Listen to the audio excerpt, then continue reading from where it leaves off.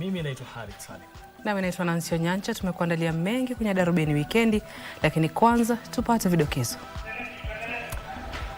Naam, kidokezo cha kwanza ni kwamba tunaye Anne Mwangeshi kama mtangazaji wetu.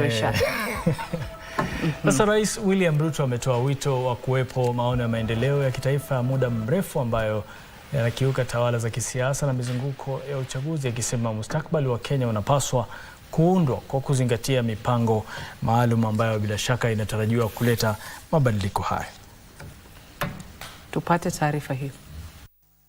Huku ikiwa imesalia miaka minne kabla ya kufikia mwisho wa malengo ya Ruwaza ya mwaka wa 2030. We can, we must, and we shall together get it right this time round.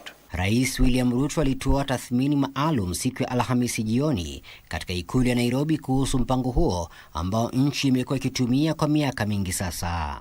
Others may never remember even this conversation, but they will live in the Kenya we choose to build. Rais alitoa wito wa kuwepo mkakati mpya wa maendeleo ya kitaifa ambao umeainishwa katika katiba. The next chapter of our national transformation journey is to operationalize the Constitution's development charter. Rais alisema kuwa ataanzisha mazungumzo ya kitaifa kuhusu ajenda ya maendeleo ya muda mrefu ya Kenya inayoendana zaidi ya Ruwaza ya mwaka 2030. On Wednesday, the 12th of August 2026, we shall formally launch a national conversation on Kenya's future beyond Vision 2030, the most consequential exercise in national reflection and public participation since the promulgation of our constitution in 2010.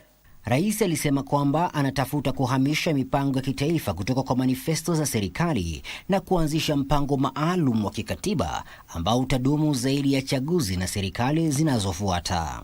Until we do so, our development and progress will remain subject to the ebb and flow of political expediency, changing priorities, competing interpretations, and fluid guesswork. Rais alihimiza nchi kujifunza kutoka kwa mataifa kama vile Korea ya Kusini, China na Vietnam ambaye alibadilisha uchumi wao kupitia mipango ya muda mrefu na mageuzi ya kimuundo, fursa ambazo alisema taifa hili limekosa kuzitumia kikamilifu. Last week, I had the honor of receiving their proposals on strategic guidelines for Kenya's long-term national transformation.